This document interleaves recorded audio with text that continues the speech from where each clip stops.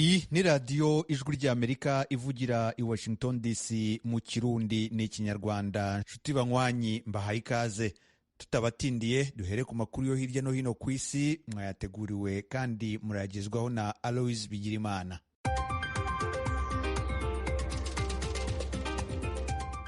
Urakoze Edi. Turahera kuyavuga kuri Afrika. Perezida w'Ubufaransa Emmanuel Macron yavuze ejo ku munsi wa kabiri ko ategekanya kugendera u Rwanda ku nshuro yiwe ya mbere mu mpera z'uku kwezi kwa gatanu, kimwe mu bishobora kugarukana icuka c'imigenderanire myiza yatosekajwe n'uruhara Ubufaransa bwagirizwa ko bwagize muri jenoside yo mu 1994. Perezida Macron yemeza ko urwo rugendo ruzoba rufise intumbero za politike, kwibuka hamwe n'iz'ubutunzi. Yavuze kandi ko yemeranije na mugenzi we w'u Rwanda Paul Kagame ko bikenewe ko bandika ayandi mateka mashasha mu migenderanire. Urugendo rwiwe ruzoba rubaye urwa mbere rukozwe na perezida w'Ubufaransa kuva Nicolas Sarkozy agendeye u Rwanda mu 2010. Perezida w'Ubufaransa kandi ejo ku munsi wa kabiri yasavye ko amahinguriro y'incanco za COVID-19 yemererwa kuja kuzikorera ku mugabane wa Afrika. Hari mu nama yariko ibera i Paris ku kuzamura ubutunzi bwa Afrika muri iki gihe c'ikiza ca COVID-19. Mu ijambo ryasozereye iyo nama, Perezida Macron yasavye ishirahamwe mpuzamakungu ryita ku magara y'abantu OMS, ishirahamwe mpuzamakungu ry'ubudandaji OMC hamwe n'abajejwe gukingira ubumenyi mu vy'abaganga gukuraho ico cose cobuza ko incanco nk'izo zihingurirwa kuri uyo mugabane. Perezida Macron yaragabishije ko kudacandaga abanyafrika bishobora gutuma ibindi bisanira vy'uwo mugera bikwirakwira kuri uyo mugabane, mu nyuma bikazotandukira n'isi. Afrika na karere katarasizikazwa cyane na COVID-19 ugereranije n'ibindi bice vy'isi. Abantu 130 nibo bamaze kumenyekana ko bahitanywe n'uwo mugera kuri uyo mugabane. Igihugu ca Espanye carongereje ibikorwa vya kidiplomasiya kuri Maroc ejo ku munsi wa kabiri, mu gihe umushikiranganje wa mbere yafashe indege imushikana i Ceuta yiyemeza kugarukana urutonde muri ico gihugu cyo mu buraruko bwa Afrika, inyuma yaho abimukira 8,000 babavogereye bavuye muri Maroc. Umushikiranganje w'imigenderanire wa Espanye yarahamagaje mugenzi we wa Maroc amugaragariza agashavu k'ivyabaye, avuga ko vyatewe n'uko abajejwe umutekano ba Maroc baretse nkana abo bimukira. Umushikiranganje wa Espanye w'intwaro mu gihugu hagati yavuze ko abimukira hafi 8,000 bashitse mu izinga rya Ceuta kuva mu gatondo ko ku munsi wa mbere, ariko ica kabiri cabo ngo baramaze gusubizwa muri Maroc iyo baje bava.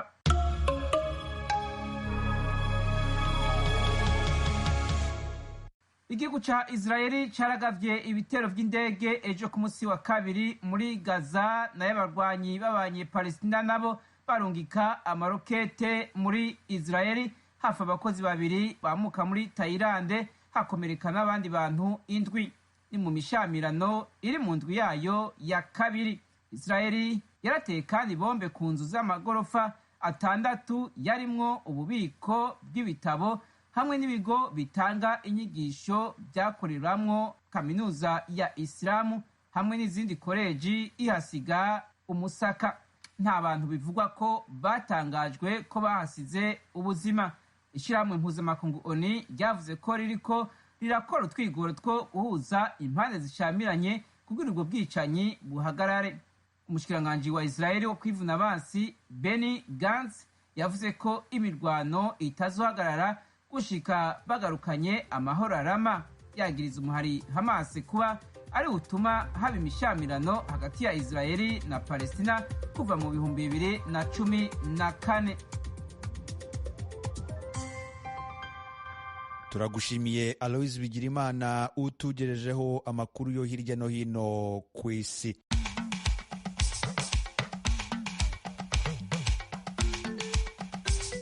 inshuti zacu mukomeje kumva radiyo ijwi ry'Amerika ivugira i Washington DC mu Kirundi n'Ikinyarwanda.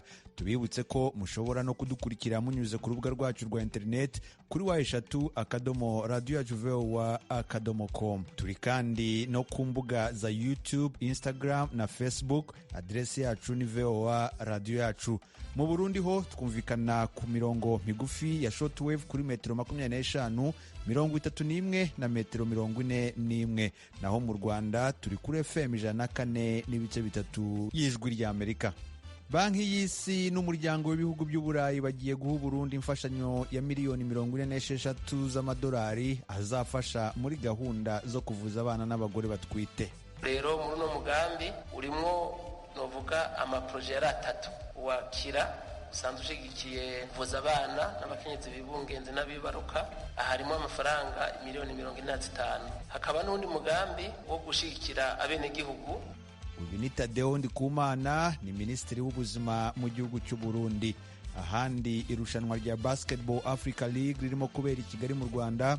Uyu munsi kuwa gatatu harakinwa imikino 3 irimo n'uhuza ikipe Patriots yo mu Rwanda na Gendarmerie Nationale yo muri Madagascar. Umukino ijwi ry'Amerika riza kubagezaho urimo kuba. Ayo makuru n'ayandi twabateguriye ni mukanya.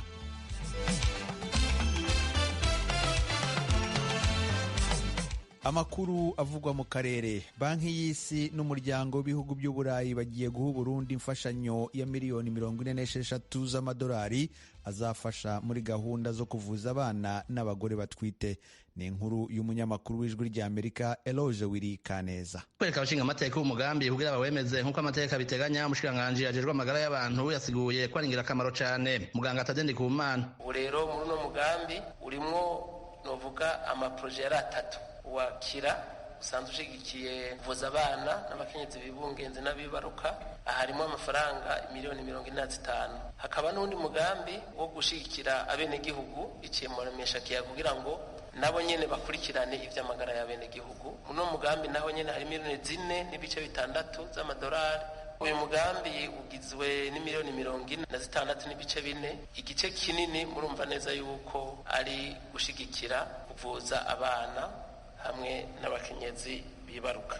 Nuko twazanye umugambi kugira ngo nkuko bisabwa n'amategeko banyakubahwa bashinga amateka bitewe n'abanyagihugu bashobore kuhezagira, hanyuma hazobe ratification bikunde amahera ashobore kuza aje gufasha, kuko itekanijwe yuko nk'amafagitire ya gratuite yo mu kwezi kwa gatanu kuturimo kwa gatandatu n'amezi akurikira ari umugambi uzoheza ukariha amafagitire. Ariko umugambi nubwo abatowe n'abanyagihugu bawemeje, hari aberekanya amakenga nk'umuvyeyi Joki Chantal akeneye ko atadukingirizo twohabwa urwaruka ku buntu. Ndashaka mbaze ko les centres des jeunes ou amis des jeunes zoba zirimwo kugira ngo zibe renforcer, nongera ndamuvunira akagohe ku maserivisi bahanda ces centres. Twumvise abantu bashikiriza ko boba baronswa ubufuko, kandi tuzi kugwaruka by'ukuri ko bigisha nga kwihangana cyo twabasensibiliza ukundi. Beninya Nishimwe nabasanga umugambi ukwiye gutunganywa neza kurusha ugeza abawugenewe baronswa n'imiti atari gusuzumwa vyonyene. Aho duhereye turabona ko hariho abana bavugwa n'abakenyezi bakibaruka ku buntu, ariko hakaba hariho imiti babandikira ugasanga ntibayironse, bikaba ngombwa yuko bayiriha, kandi tuzi ko bategerezwa kwironka ku buntu. Twagomba rero tubaze umushikiranganji ko hariho imiti yandikiwe ko baronka n'iyindi badashobora kuronka. Umwitwarariko w'umushinga amateka Nishimwe n'abakenyezi batari bake nk'aba bo mu ntara ya Bubanza mu Burengero barawushimangira. Utwo turusho turatwumvisha amatwi. Nukuri twebwe aho karusho none koko bonekeye muri iyo miti komakomeye, none tukaba tutabibona. Cyukuri nta karusho kahari, nukuri umuntu avugwa ku mafaranga. Kuvugwa ku buntu no kuberuka ku buntu. Kuvugwa ku buntu baravuga ngo bariko baravugwa ku buntu. Zawumva ngo genda wigurira imiti. Kakino naje byarashikije ejo bundi mu kwezi guheze kwa kabiri nafise ikibazo. Umugabo nticabuje ko bambwira ngo nta miti hari, ngo waje utevye, nta kundi nabaza none ejo noza noyironka, ngo ivyo je ntumbaze. Narahemutse ngiye kuyigurira. Ivyo rero mbere mu vy'ubuganga hoho barakwiye kuhicirira gose. Nko mu ntara yacu mbere biranarenze. Aba bana umuti ukomeye ntawo baguha, bakubwira genda wigurire. Haba ku bavyeyi nuko kuko nyene baruka nta ngorane muga naho nyene uravye nabi hari ntuzeco kugira bakukurikiranire neza. Uturusha yari yadutanze n'ukuri abishira mu ngiro ni bari ngorane ntibazi ico bajeje mu majambo make. Bede Nyandwi waraje ushinga cane n'igwirirana ry'abantu mu Burundi hejuru y'abanyagihugu bataronswa imiti uko vyari bibwirijwe. Jewe ndashaka kubaza nyakubahwa mushikiranganje ko izi mfashanyo aya masezerano atoba yaragerageje gukora ku mugambi wa planning familiale. Ndakunda kuja hiyo hagati mu gihugu hari niho mba kiretse ngundi Bujumbura umugambi wo kugabanya umurindi wo kurondoka umengo ntabwo ukomeye gose. Hari ahantu je mpora nibaza ibibazo iyo ngiye hiyo mu mavuriro hiyo muri interieur umunyagihugu afise uburenganzira bwo kuronka imiti mugabo bakamubwira bati uyu muti nta uriho uyu muti nta uriho uyu muti nta uriho. Umushikanganje Ndikumana arahumuriza ko tunenge tugiye gukosorwa. Uko twe turiha ibyo baba bakoreye abene gihugu birashika rero by'ukuri umuti ukabura igihe hari umwene gihugu rero yawiguriye ntibawurihisha ko leta isubiza ibyo baba bakoreye abo bantu bafise iyo assurance no kuvuga abari mana bari munsi y'imyaka 5 n'abakenyezi bibungenze n'abibaruka. Mugabo iyo umuntu ashoboye kwirihira nta kundi twayamusubiza kuko nabaye abafashije leta. Mugabo twe tuzokora ibishoboka kugira ngo imiti nyinshi ishoboka ibiri mu mavuriro kugira ngo izi ngorane zigenda ziraboneka hirya no hino zigabanuke. Kuva mu 2006 Burundi bwashizeho umugambi wo kuvuza abakenyezi bibungenze n'abana bari munsi y'imyaka 5 ku buntu. Ariko muri iyi myaka 15 ishize shirwa mu ngiro ryawo n'ubu riracahura n'inzitizi zaturutse kwizingama ry'igisata c'amagara y'abantu ryatewe n'imyaka itari mike ico gihugu camaze mu njyane. Eroje Urikaneza, Ijwi rya Amerika.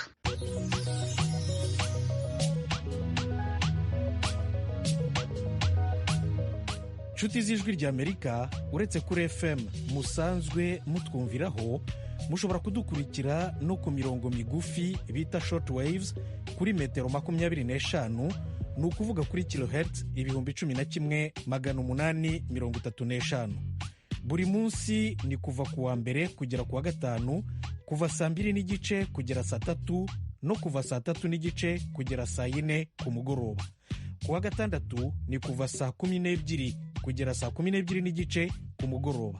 Ijwi rya Amerika kuri metero 25 kilohertz 11,835.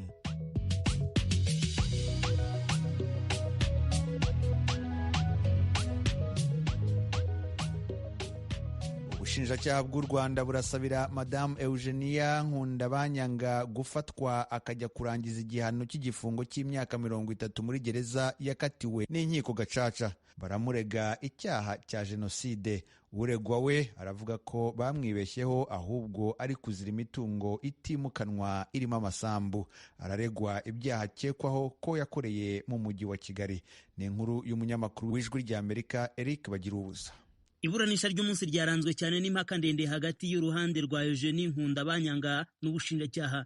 Ni impaka zashingiye ku nzitizi zazamuwe n'uruhande rw'uregwa zo kutabonana n'ubwunganizi ngo bategure urubanza ndetse n'ikibazo cy'uburwayi yashingiragaho hasaba isubika rubanza. Izo zose umucamanza wa mbere mu rubanza aregwamo icyaha cya jenoside yazitesheje agaciro, ategeka ko iburanisha rikomeza. Yavuze ko Nkundabanyanga nta bimenyetso ashingiraho agaragaza uburwayi bwe cyangwa ko inzego zimufunze zamuvukije uburenganzira bwo kubonana n'ubwunganizi. Muri rubanza ubushinjacyaha burasaba urukiko rw'ibanze rwa Kicukiro kongera kwandika bundi bushya icyemezo cy'inkiko gacaca kigashyirwa mu bikorwa. Buravuga ko mu mwaka wa 2007 urukiko gacaca rw'umurenge wa Gatenga muri Kicukiro rwamuhamije icyaha cyo kugambira kwica nk'icyaha cya jenoside niyo umugambi utaba warabayeho rukamukatira gufunga imyaka 30. Buvuga ko mu 2018 bwandikiye komisiyo y'igihugu yo kurwanya jenoside buyisaba dosiye ya gacaca mu rubanza rwa Nkundabanyanga. Gusa hakavuka ikibazo cy'uko CNLG yatanze dosiye iriho amazina y'uwitwa Nkundabanyanga ndetse na Nkundabanyanga.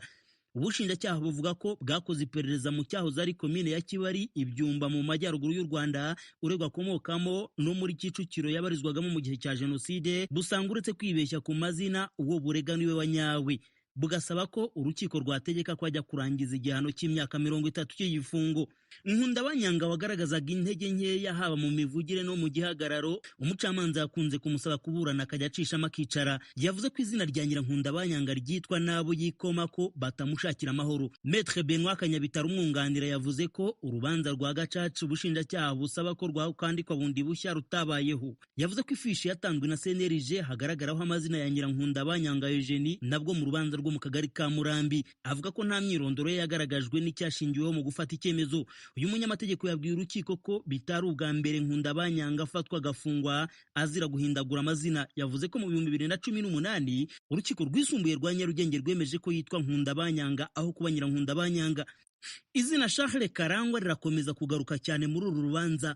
Uyu niwe uvuga ko yafashe iya mbere mu gutanga ikirego ko Nkundabanyanga yahamijwe jenoside na gacaca, avuga ko ahindaguranya amazina mu rwego rwo kwiyoberanya. Ni mu gihe mu 2016 icyari CID nk'urwego rw'ubugenzacyaha rwandikiye Karangwa rumusubiza ko rusanga Nkundabanyanga atarahinduye amazina. Mu rubanza Nkundabanyanga yavuze ko mu 2007 yagiye kwivuza muri Kenya indwara y'umutima, igituntu n'igisukari. Agarutse mu 2014 asanga Karangwa yagambanye n'abavandimwe buregwa bamugurishiriza imitungo. Ni urubanza rwakunze kurangwamo amarangamutima adasanzwe. Aho Karangwa atambutse ku rukiko, abavandimwe buregwa ntibabura kumwifatira ku gahanga kandi mu magambo akomeye ku buryo hatabayeho n'inzego z'umutekano bashobora kumutera amabuye. Naho mu rukiko baramureba bakazunguza imitwe, ubundi izina rye ryavugwa bakimyoza. Maître Kanyabitara agasanga ntacyo urukiko rwaheraho rwandika ko uwo yunganira yajya gufunga imyaka 30 ku rubanza avuga ko rutabayeho. Yasabye urukiko kuzagaragaza ko ibimenyetso bihari bibumbatiye ugushidikanya rukazaheraho rufungura Nkundabanyanga. Nkundabanyanga uregwa jenoside ahubwo we avuga ko abe bishwe n'interahamwe. Ukwezi kugiye gushira afungiwe muri kasho ya polisi, ubwunganizi bukarega busaba ko yafungurwa kuko igihe giteganyijwe n'amategeko ari muri kasho cyarenze. Ubushinjacyaha bukavuga ko busanga afunzwe byemewe n'amategeko kuko inzego zimufunze zabanje kumupimisha icyorezo COVID-19 mbere yo kumujyana muri gereza. Bwavuze ko yaba urwego rw'ubugenzacyaha ndetse na polisi bamujyanye muri gereza ya Mageragere ngo arangize igihano. Gereza yanga kumwakira kuko nta dosiye n'imufunga izo nzego zagaragazaga. Ubwunganizi bukibaza niba ari kurangiriza igihano muri kasho ya polisi. Isamburirwa n'abavandimwe bakomeje gufata nk'ipfundo ry'ifungwa rye, baravuga ko yabifite ubuso busaga hegitari 3 n'igice mu karere ka Kicukiro mu mujyi wa Kigali. Umucamanza azatangaza icyemezo ku itariki ya 21 z'ukwezi kwa gatanu. Bagira ubusa ijwi rya Amerika i Kigali. Banywanyi b'ijwi rya Amerika, uretse kutwumvira ku mirongo ya FM, ku mirongo migufi ya shortwaves, kuri Facebook na internet mushobora kutwumva biciye ku matelefone yanyu ngendanwa. Ku batwumva muri Tanzania muhamagara ku nimero guteranya 2 5 5 4 1 1 2 ubusa 1 ubusa 6 abatwumva muri Kenya namwe mugahamagara kuri guteranya 2 5 4 2 ubusa 5 2 9 3 2 9 4. Kuri mwe mutwumva muherereye muri Amerika muhamagara kuri guteranya 1 3 5 1 9 9 9 5 1 8 5. Ijwi rya Amerika ryongeye kubashimira kuba mudahengeshanya kuryumviriza. Ijwi rya Amerika ni radio yanyu.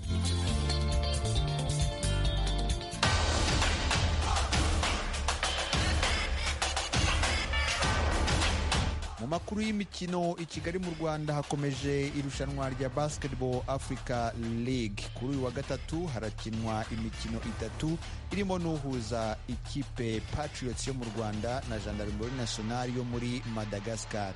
Umunyamakuru w'imikino w'ijwi rya Amerika Jean-Claude Munyandinda akomeje gukurikirana iyo mikino. Mu gihe harangiraga imikino y'umunsi wa mbere ku makipe yose ari mu irushanwa rya Basketball Africa League, amakipe asanzwe akomeye yatangiye kugaragaza ubukana bwayo. Kuri wa kabiri habaye imikino yo mu itsinda rya kabiri. Petro de Rwanda yo muri Angola yatsinze AS Police yo muri Mali ku buryo buyoroheye kuko yatangiye iri imbere kuva ku ntangiriro kugeza ku musozo. Nyuma y'uko buri kipe imaze gukina umukino umwe, amakipe 6 y'intoranywa akomoka mu bihugu by'ubukombe muri basketball muri Afrika yabonye intsinzi yayo ya mbere, usibye Rivers Hoopers yo muri Nigeria yatunguwe na Patriot Basketball Club yo mu Rwanda mu mukino ufungura irushanwa rya Basketball Africa League ku cyumweru. Ibi bisobanuye ko amakipe asanzwe atinyitse ariyo ahanini ashobora no kuzagarukira kure. Nyuma ya US Monastir yo muri Tunisia, umusesenguzi w'imikino Ashako Mugisha arakomeza tubwira andi makipe abona ashobora kwitwara neza akaba yagera no ku gikombe. Haracyari kare, ntago turabona match nyinshi, ariko nebye ikipe ya Zamalek nabo bafite abakinyi bakomeye cyane ba ikipe national, Anas Mahmoud na Mohab Yasser akina muri under 18 ariko akina muri NBA Academy muri Dakar, afite experience cyane ihagije yo gukina kuri niveau yo hejuru. Ndakeka abo bakinyi bazafasha ikipe ya Zamalek kugera kure muri rushanwa. andi mayikipe abiri navuga katurebe maybe Petro de Luanda yo muri Angola ahubwo na AS Douanes yo muri Senegal kuko bafite abakinyi bakomeye cyane bajya bakina rimwe na rimwe muri equipe nationale ya Senegal. Kuri wa gatatu irushanwa rya Basketball Africa League rirakomeza mu itsinda rya mbere guhera saa 8 zuzuye ku isaha i Kigali. Patriot Basketball Club yo mu Rwanda irakina na Gendarmerie Nationale yo muri Madagascar. Uyu mukino tukaza kubagezaho uko wakabaye ku ijwi rya Amerika. Mu itsinda rya gatatu Ferroviario yo muri Mozambique irahura na AS Douanes yo muri Senegal guhera saa 11 n'igice. Hanyuma isaa 3 z'ijoro Zamalek yo mu Misiri icakirane na Groupement Sportif des Pétroliers yo muri Algeria. Yari Claude Munyandinda i Kigali.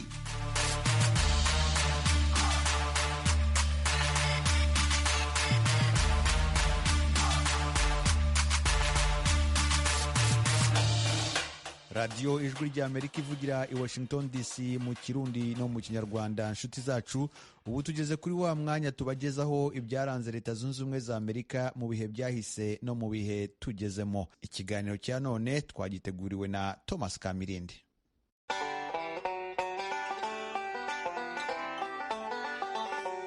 Mwaramutse neza. Hashize imyaka 67 urukiko rw'ikirenga rwa Leta Zunze Ubumwe za Amerika ruciye burundu ivangura moko mu mashuri ya leta. Nibyo turebera hamwe muri make cyane.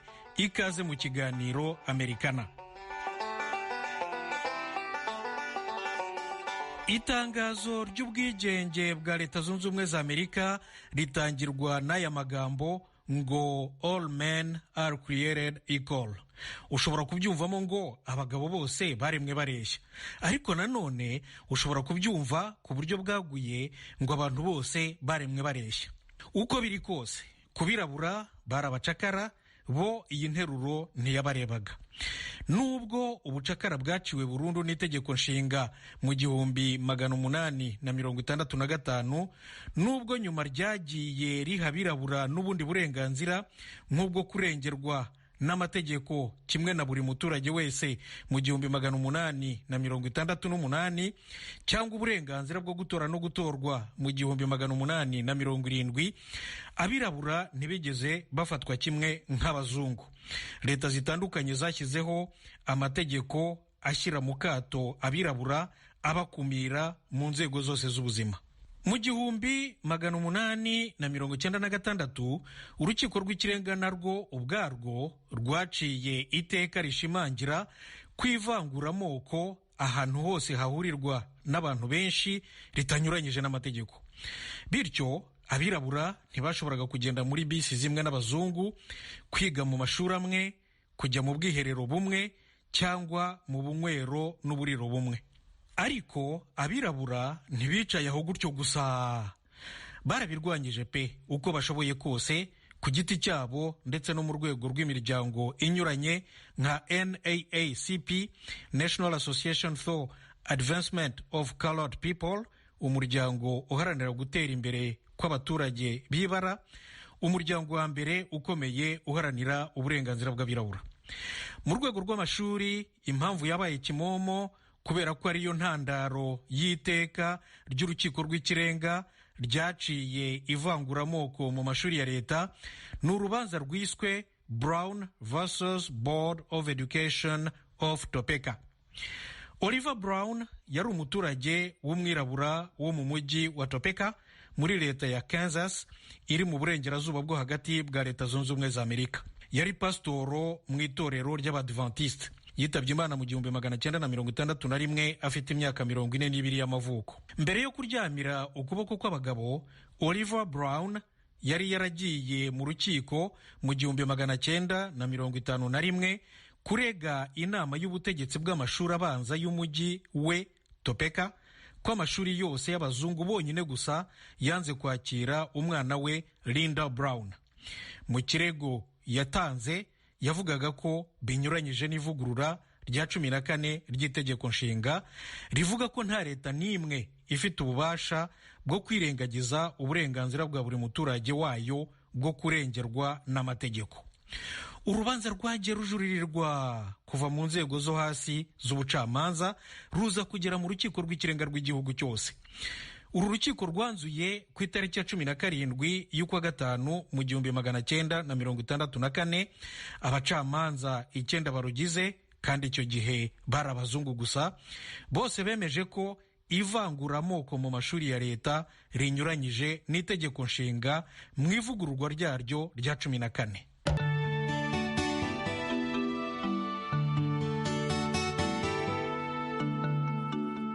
radiyo ijwi ry'Amerika.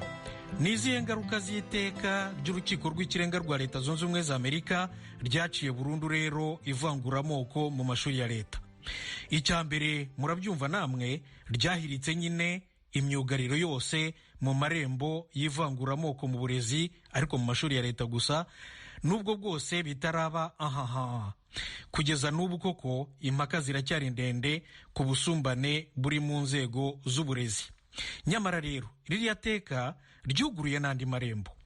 Nko mu 1955, umwaka umwe gusa nyuma y'iri teka, umwiraburakazi Rosa Parks yanze kwimukira umuzungu mu mwanya yari yicayemo muri bisi mu mujyi wa Montgomery muri leta ya Alabama iri mu majyepfo ya Leta Zunze Ubumwe za Amerika. Byabaye intandaro y'urugamba rurerure cyane rwabyaye itegeko ryo mu 1964 rirengera uburenganzira bwo kwidegembya n'uburenganzira mbonezamubano bw'ibanze, droit civil mu gifaransa, bwa buri muturage, n'itegeko ryo mu 1965 rirengera uburenganzira bwo gutora no gutorwa nta nzitizi kuri buri wese mu baturage ba Leta Zunze Ubumwe za Amerika, ndetse n'itegeko ryo mu 1968 ryakuyeho ivanguramoko mu miturire. Naho mu 1976 urukiko rw'ikirenga rwaciye irindi teka ruvuga ko n'amashuri yigenga yanga kwakira abirabura ndetse n'abandi baturage batari abazungu anyuranyije n'amategeko arengera uburenganzira mbonezamubano bwa buri muturage wa Leta Zunze Ubumwe za Amerika. Nshuti zacu, iki kiganiro Amerikana nahagihumurije. Mbashimiye cyane rwose ko mwagikurikiye. Mugire umunsi mwiza. Mwari kumwe na Thomas Kamilindi. Murakarama. Nshuti muduteze amatwi, aha niho dusoreje amakuru yacu yo kuri iyi saha. Ndabashimira ko mwahisemo gukurikira ijwi ry'Amerika. Nshimira na bagenzi banjye bamfashije gutegura aya makuru. Washize hamwe aya majwi ni Fatuma Alimasi Kalala. Amakuru yarahagarariwe na Frederic Nkundikije, naho kuri mikoro mwari kumwe nanjye Edi Rwema wabafashije kuyakurikira. Mbasezeho mbifuriza amahoro n'amahirwe.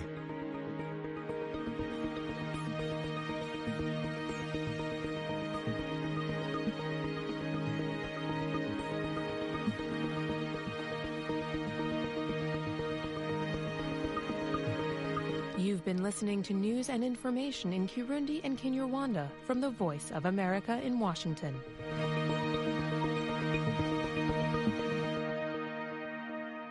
Radio Ijwi ry'Amerika yabaye igisubizo cyacu. Radio Ijwi ry'Amerika yo yabaye igisubizo cyacu. Mu guterera igihugu cy'u Burundi yabaye igisubizo cyacu.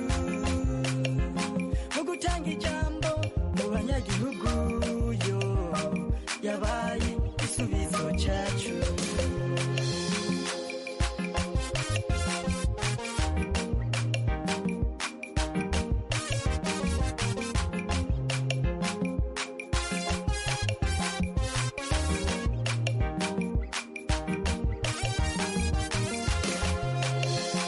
Yaratanze ijambo abarundi turiruhutsa mu gushikiriza icyo tubona. Turayaga tugahuzayo ku ijwi ry'Amerika. Radio Ijwi ry'Amerika yabaye igisubizo cyacu. Radio Ijwi ry'Amerika yo yabaye igisubizo cyacu. Mu guterera igihugu cy'u Burundi yabaye igisubizo cyacu mu gutanga ijambo mu banyagihugu yo yabaye igisubizo cyacu